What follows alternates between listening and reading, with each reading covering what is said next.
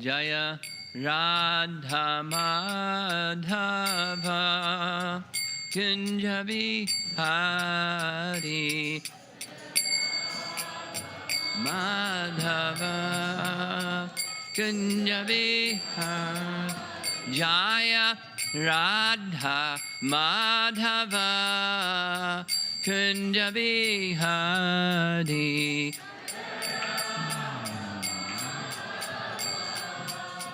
Kunja Bihari Gopijana Balabha Girivardhari Pijana Balabha Girivardhari Gopijana Balabha Girivardhari Gopijana Balabha Jasodanandana Brajajanarandjana Jasodanandana Brajajanaran Jasodanandana Brajajanaranjana. Listen. Jamunatira Vanachadi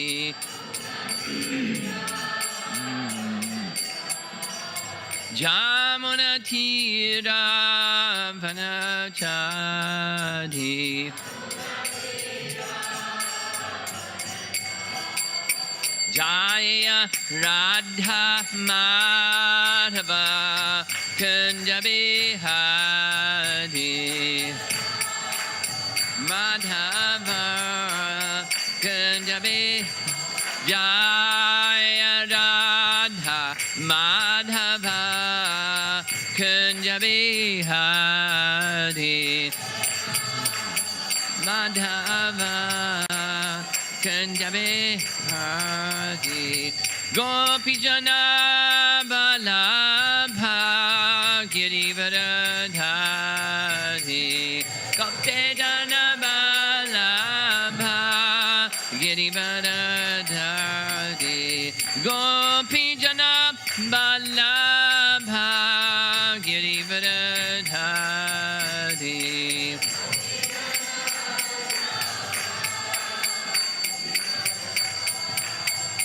Jasodanandana Brajajanaranjana Jasodanandana Brajajanaranjana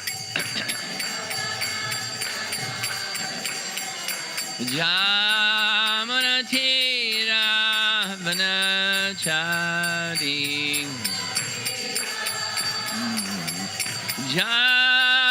Jamunatira Vanachari Jaya Radha Madhava Kunja Bihari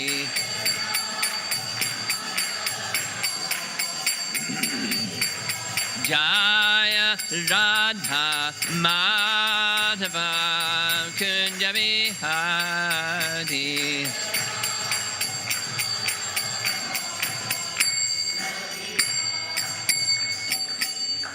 Jaya Vishnupad Paramahamsa Parivijakacharya Saraswati Srimad His Divine Grace A.C. Bhakti Vedanta Swami Srila Prabhupada Ki Ananta Koti Vaishnavrinda Ki Shri Radha Shama Sundara Ki Gaur Premanandi. Somebody that knows how to turn these lights down can please do that.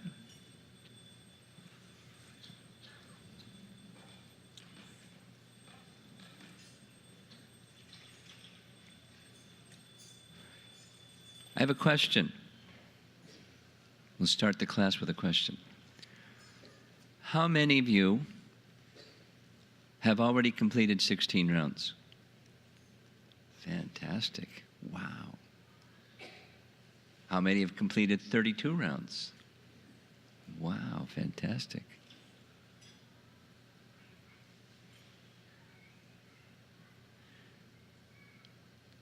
I have a feeling this is a fired up group here. And just a little bit of sharing before we begin.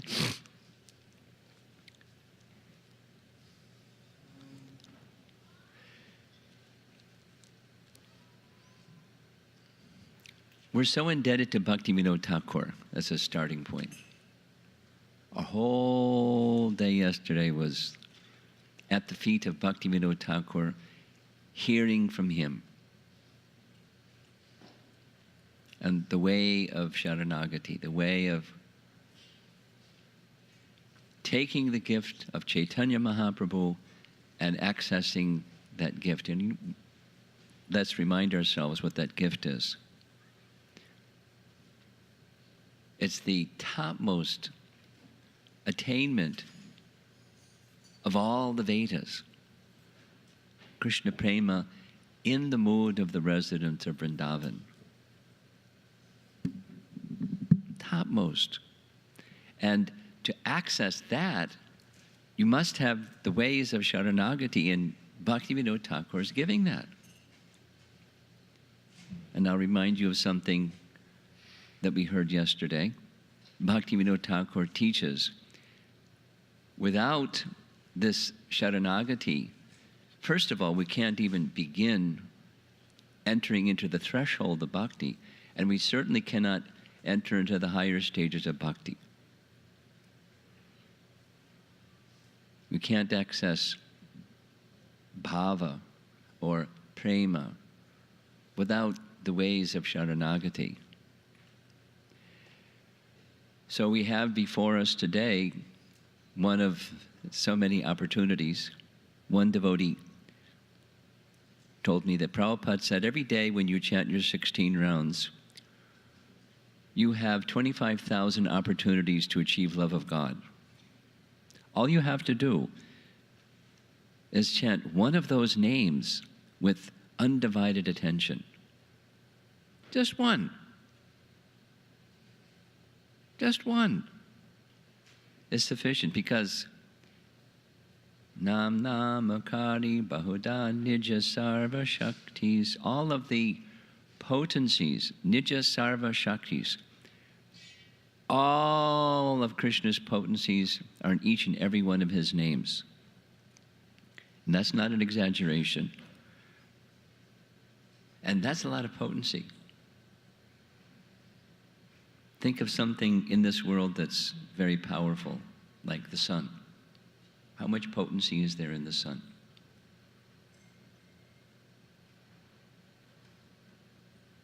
It's a spark of the splendor of Krishna. Even the Paramatma feature is a spark of Krishna's splendor.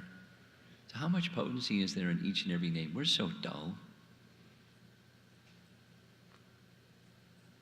Because we can't access that. Could you do something with the sound? It's not right.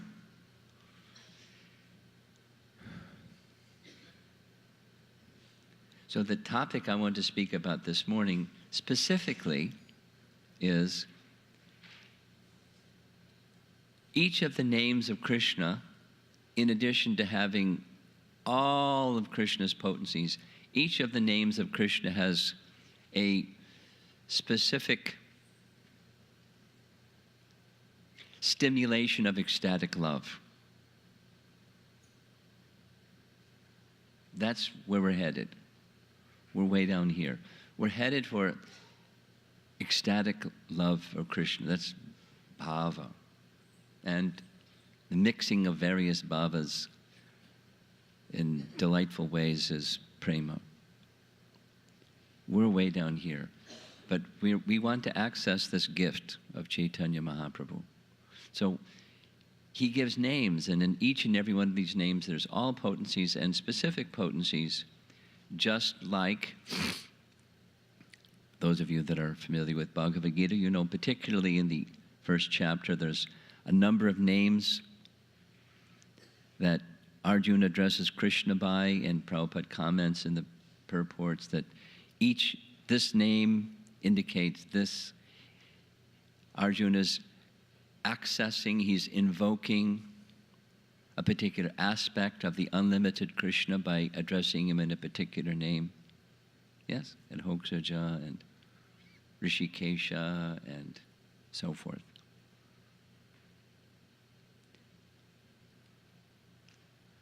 Now in our Maha Mantra, it's Krishna and Rama. In Hari Bhakti Vilas, some of you are familiar with that wonderful text of Sanatana Goswami, he says, it's specific to chanting of Gayatri mantras, but it's certainly appropriate for the Maha Mantra as well. When chanting mantra, one should meditate on the meaning, kind of. You access the fullness of the potency of the mantra through sound, but the meaning of the sound, with it, the sound conveys a meaning. And you connect your attention with the meaning within that sound vibration. So we're going to spend some time this morning specifically on that topic, and with some reminder or reference to another book by Bhaktivinoda Thakur. I was thinking during the kirtan that Bhimakara was singing, it's another song of Bhaktivinoda Thakur, and Jai Radha Madhava is another song of Bhaktivinoda Thakur. He's in the background in one sense, but he's right in front of us in another sense. We're so indebted to Bhaktivinoda Thakur. So in Harinam Chintamani he writes, there's primary and secondary names of the Supreme Lord, and secondary names indicate his post or position, Ishvara, Paramatma, and so forth. And they can, by calling those names, they can bring liberation beyond material nature, beyond your karma, beyond, into the transcendental realm. We were speaking yesterday about what does that mean, the transcendental realm. Beyond this mundane realm, into the transcendental realm through these secondary names. And the primary names,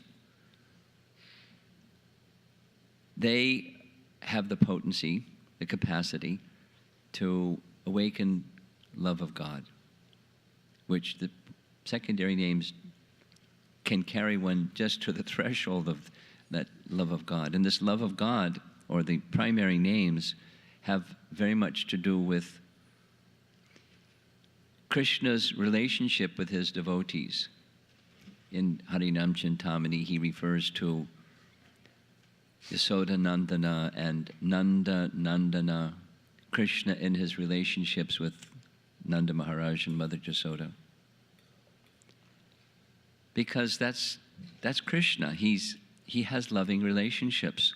And by invoking those names and bringing your attention to those names and the meanings of those names, it stimulates ecstatic love. It helps carry you to the spiritual world, to Krishna Loka, just through sound. Now that's a deep form of meditation, mantra upasana. It's a long, wonderful topic. And not only one can then experience Krishna in a particular feature, but carry it on further, and it becomes, according to our great acharyas, according to Jiva Goswami, who writes that even during his time there were persons who could achieve this. By mantra chanting, they could not only see a particular feature of Krishna, but they could enter into Krishna's pastimes just through mantra meditation. We have a long way to go. But the process is being gifted to us unqualified fellows, ladies and gentlemen, that just happened to be at the right place at the right time. Instead of saying no, we said yes. And now we're trying to go more deeply. today will be a nice exam for each one of us. This kind of an exam, a self-exam. You grade yourself. As was asked yesterday.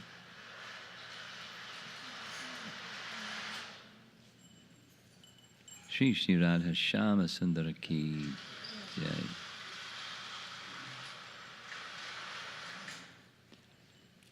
How well did you receive? Were your receivers on yesterday? Because, so today is the exam. It's the oral exam. What went in? And that's going to help because we want to go take shelter. Bhaka Vinod Ashraya. We want to take shelter of Krishna in the form of his holy name, the most recommended approach to Krishna in this age through his name. Take shelter.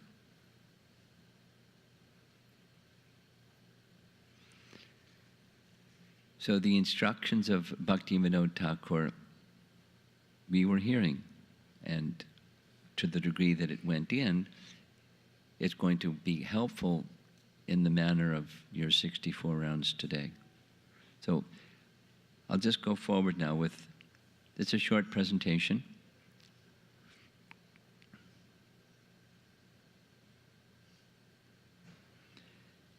The meaning and glories of the holy name. As each one of the names of Krishna has specific meaning, and we're encouraged to, when calling the name, meditate on the meaning of the name because it helps receive that potency. So we'll go through, hopefully, one by one, different names. Madhava, just Jaya Radha Madhava. The meaning of this Madhava, the name of Krishna, the husband of the goddess of fortune. Now, the husband of the goddess of fortune, commonly that's thought of, as Narayana, and his Lakshmi is the goddess of fortune. But Lakshmi, the goddess of fortune, is an expansion of Radha, and Narayana is an expansion of Krishna. So when we say Madhava, Radha Madhava, this is Radharani and Madhava, the husband of the goddess of fortune. Rishikesha, the Lord who directs the senses of the devotees.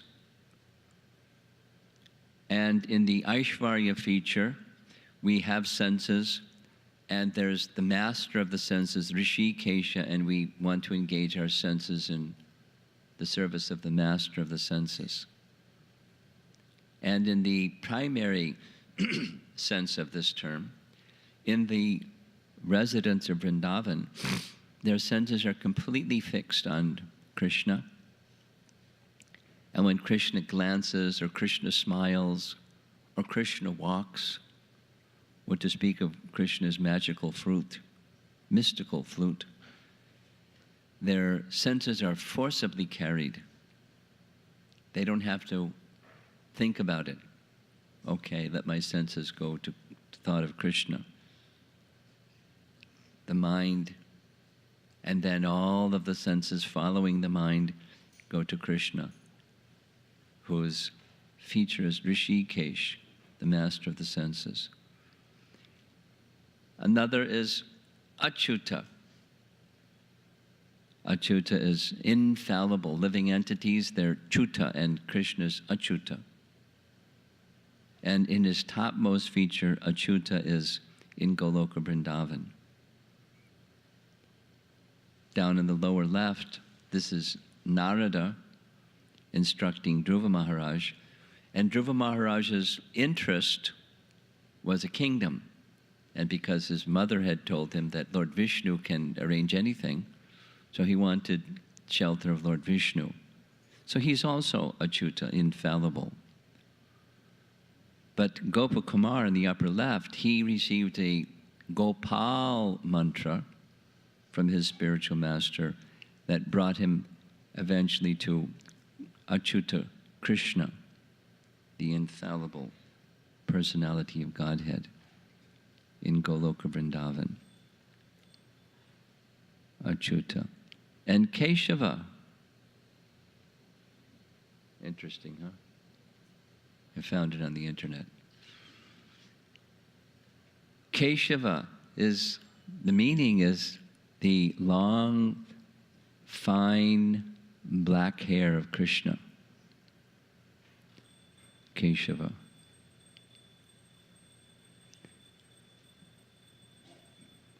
And Madhusudana. Krishna is the killer of the Madhu demon, Madhusudana. We heard about this in Dwarka. Those of you that came to the Dwarka Yatra or want to know more about this Krishna's killing of the Madhu demon, very interesting. I learned a lot of things during this yatra, but Jambavan was present when these two demons, Madhu and Kaitaba, were being killed, and he was like in the audience applauding. Well done, well done.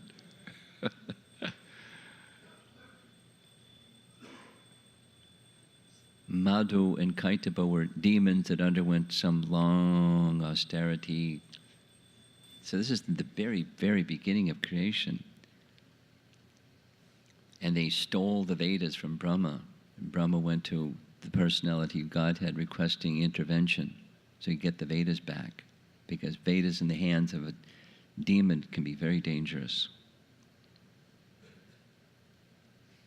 So Lord Vishnu came in a very interesting form and got the Vedas back, as well as severed the heads of these two. Madhusudana, killer of the demon Madhu.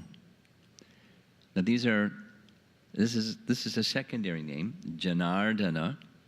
Janardana, he who is the original abode, protector, and maintainer of all living beings.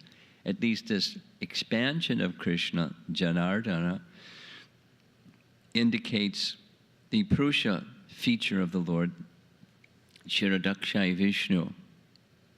So the Lord of the heart, Paramatma, he has a name. Paramatma is his position, and Janardana is his name. He who is the original abode, protector, and maintainer of all living beings. Of course, the living beings in the spiritual world, there's no supersoul. There's no supersoul because Krishna is present before them. So the higher meaning of this Janardana, he's certainly the maintainer of all living beings in the spiritual world. And in the spiritual world, he maintains them through love. They don't need eating, sleeping, mating, and defending to maintain themselves. Then when Krishna appears in this world, he honors his devotees, the members of the Vrishni dynasty, by appearing as their descendant. So the descendants of Vrishni, one of the great kings in the line in which Krishna appeared, permits him to have this other name, Varshneya. It's a primary name. It's Krishna in his relationship with the descendants of Vrishni. And Adi Sudana. Sudana is the killer of Adi, the enemies. So most of the enemies, they're really easy to figure out who they are. Keshi, Kamsa, Kaliya, Shakatasura. This is Putana, you can't see, she's covered over a little bit. Bakasura, Trinavarta. That one's a little more curious. Who's this fellow? Vatsa, yeah. Vatsasura.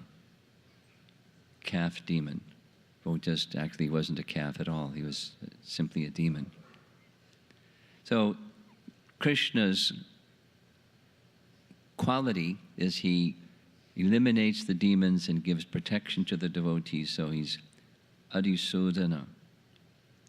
Or, here's a secondary name, Purushottama. He is the greatest of all persons. Just like in Puri, this is called Purushottama Kshetra, the place of Purushottama, the topmost or greatest of all persons. But Krishna exhibits this greatness also, as we see in this nice painting, when he rescued the 16,100 princesses who were captive. Who captured them? Banasura. Not Banasura. Shakatasura, not Shakatasura. Bomasura. I'm just fooling. Bomasura.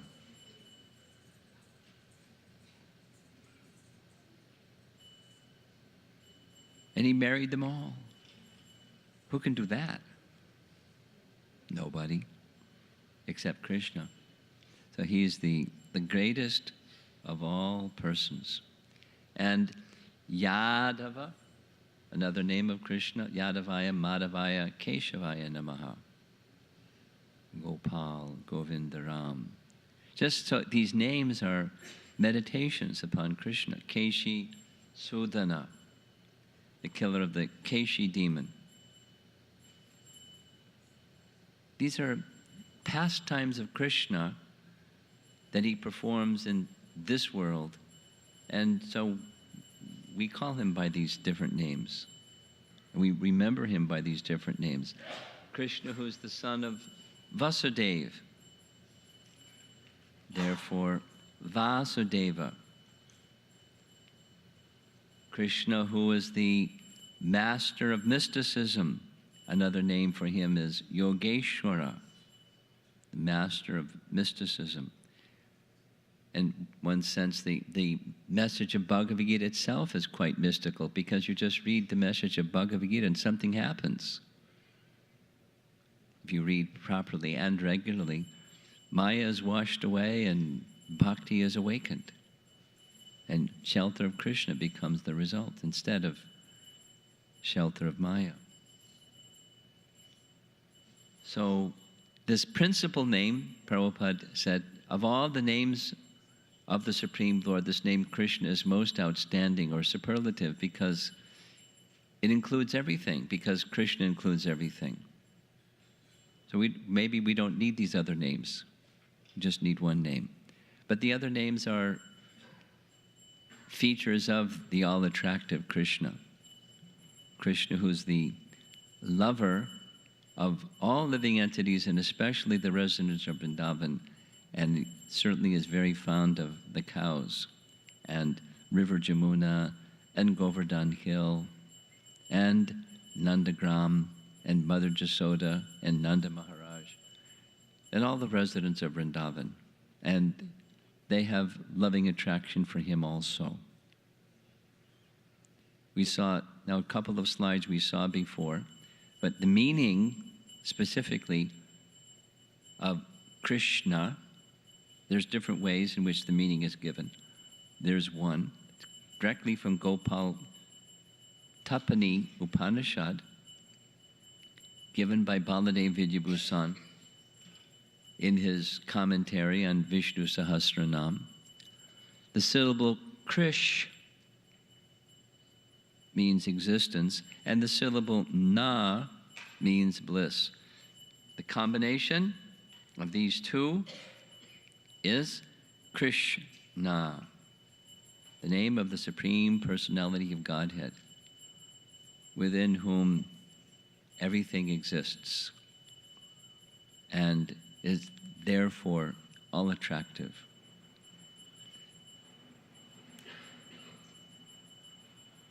And another slide that we saw earlier is this one. Jiva Goswami's commenting. If you get stuck, if you're during the 64 round day kind of in a valley and it doesn't seem to end, and the valley turns into a desert and you don't wonder what's going on here. Think of this.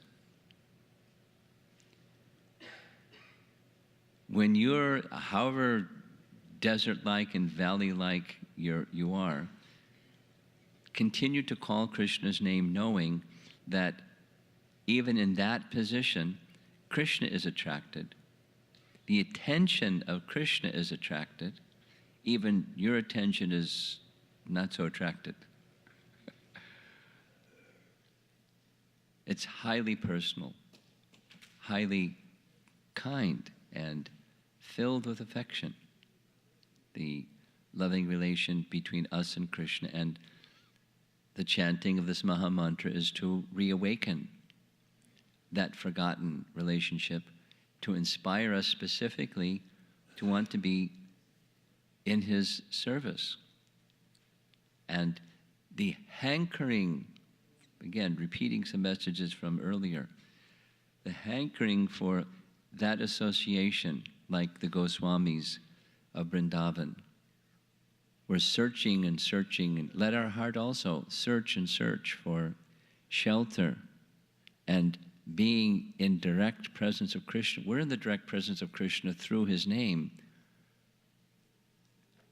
Still, hankering like that helps us access the fact that Krishna is with us at every moment. This name Govinda, Krishna, he gives pleasure to the senses, just as in the Govardhan Leela. All the residents of Vrindavan had their heart's desire fulfilled in that for 7 days and 7 nights non-stop. Nobody ate, nobody did anything. No, they didn't sleep. They were just absorbing their senses, feasting their eyes upon Krishna. So he's the Govinda, the giver of pleasure to the senses, of course, giver of pleasure to the cows. We heard this wonderful description that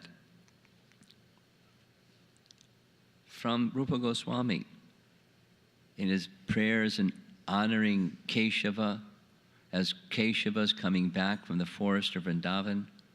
Remember that yesterday? And thousands of cows and thousands of cowherd boys pouring into the village of Vraja from the Vrindavan forests.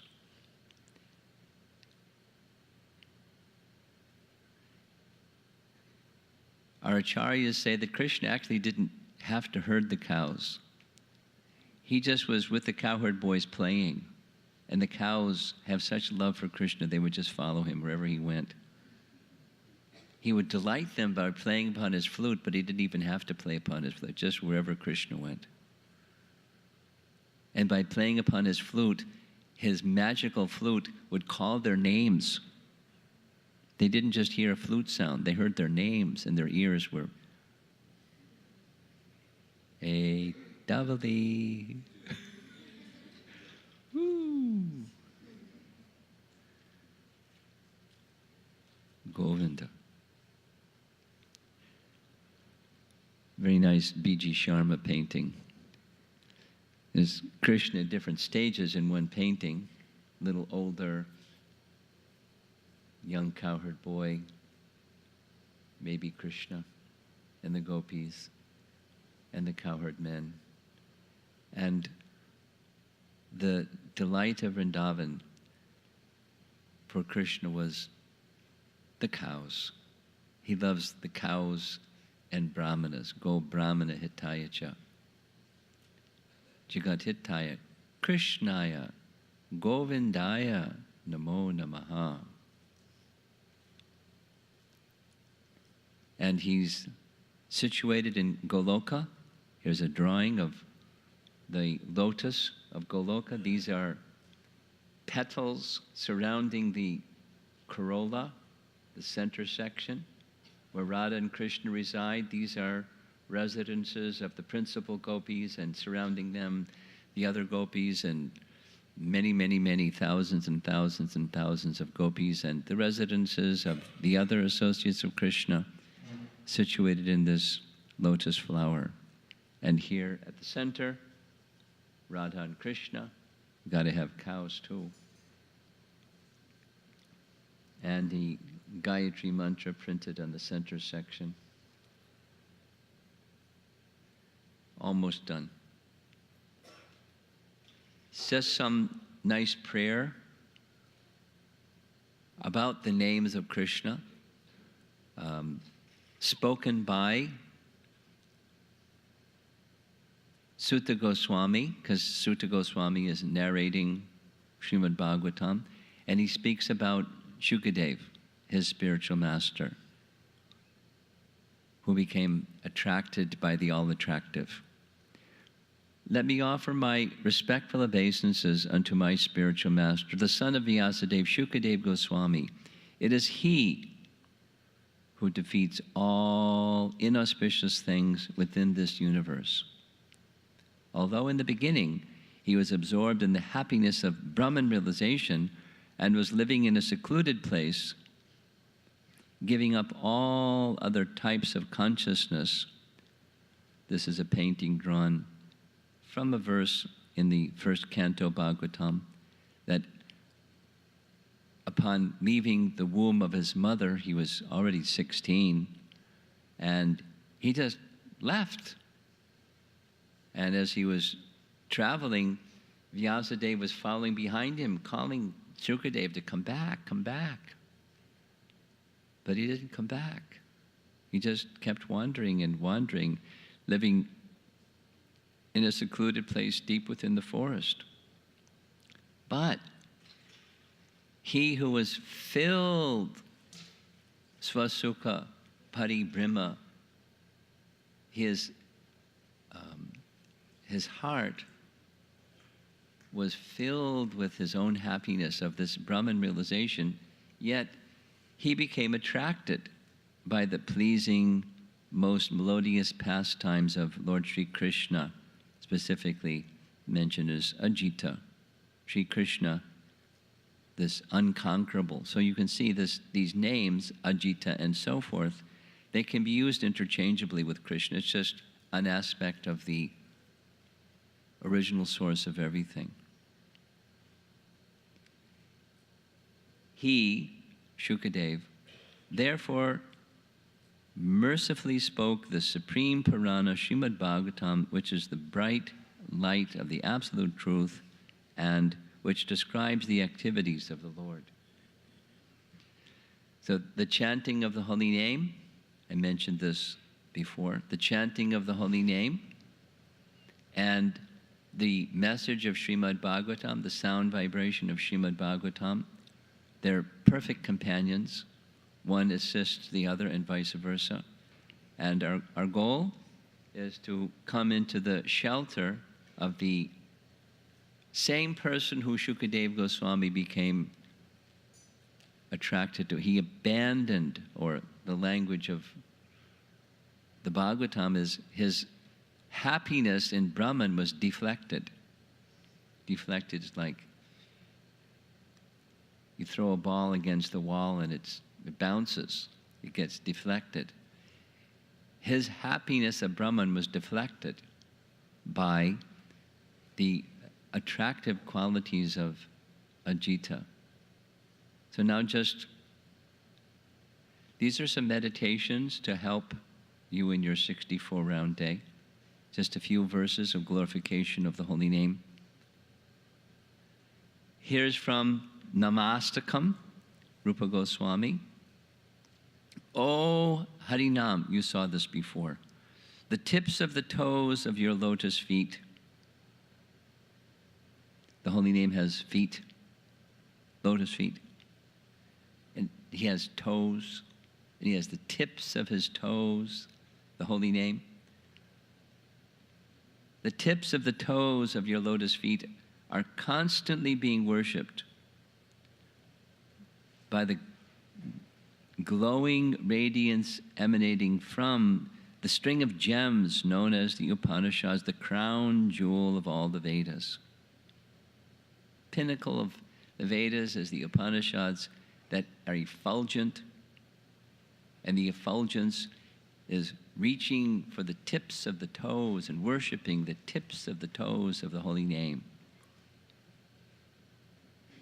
You are eternally adored by liberated souls such as Narada and Shukadev. O Harinam, I take complete shelter of you. So take shelter of Rupa Goswami, and you'll go to the same place he is.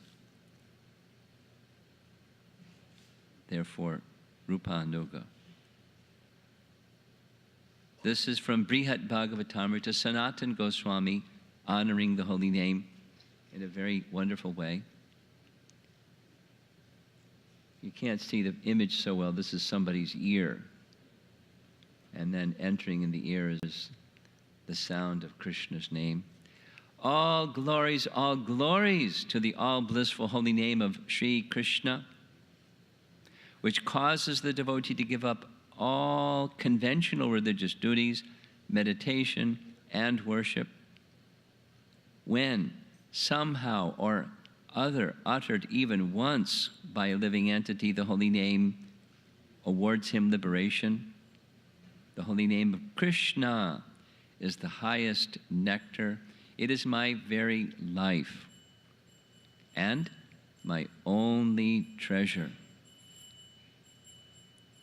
Now, here's one, there's just two more. Shukadev Goswami speaks. O King, Canto 2, Chapter 1. Constant chanting of the holy name of the Lord after the ways of the great authorities is the doubtless and fearless way of success for all, including those who are free from all material desires, those who are desirous of all material enjoyment, and those who are self-satisfied by dint of transcendental knowledge. So whatever your position, this one, that one, the other one, the doubtless and fearless, we heard several times, primarily from Bhaktivinoda Thakur about, but also the Bhagavatam, the position of taking shelter of something else. And there's so many something else's. Not only possessions, but the expectation for happiness from those possessions. Money or family or house or this or that. Expecting happiness from things results in a condition of fear. But this is the doubtless and fearless method, chanting of the holy name. And here's Shukadev Goswami again speaking in Canto 6, Chapter 3. Canto 6, Chapter 3. Devotional service, beginning with Etavan Ekalokesmin Punksang Dharma Parak Smritaha Bhakti Yogo Bhagavati Tanama Grahanadibihi. Famous verse. Beginning with the chanting of the holy name, this process of devotional service is the ultimate religious principle for the living entity in human society. So begin with the holy name, in the middle is the holy name, and the end is the holy name. The goal of chanting is more chanting. So we'll have a whole day of more chanting. Chanting and more chanting and more chanting. So may you all be successful in deepening the mood of taking shelter.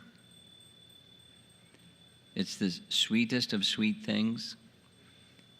And even if you're not tasting that sweetness, it still is the sweetest of sweet things. And call out to the holy name, call out to the Vaishnavas, call out to the great souls, feelingly, and stay in that mood, and expect the mercy of Krishna will come however he wants to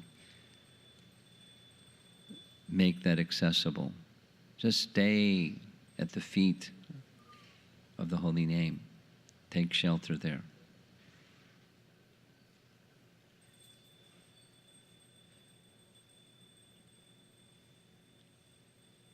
I'm feeling, I'll say it again as the point where I started.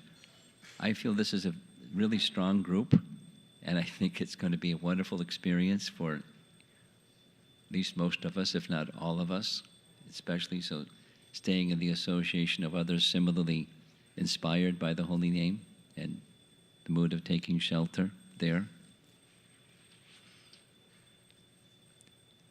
Merry Krishna. May you have a Merry Krishna.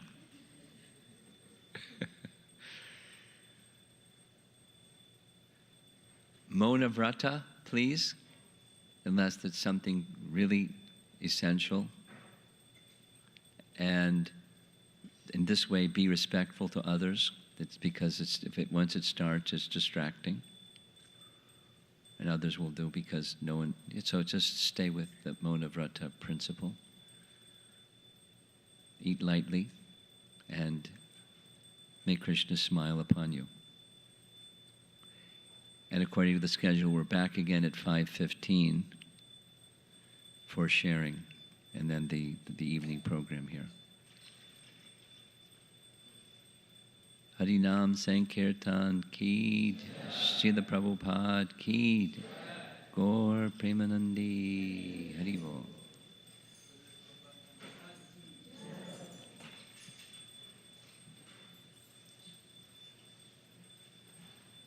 Hare Krishna.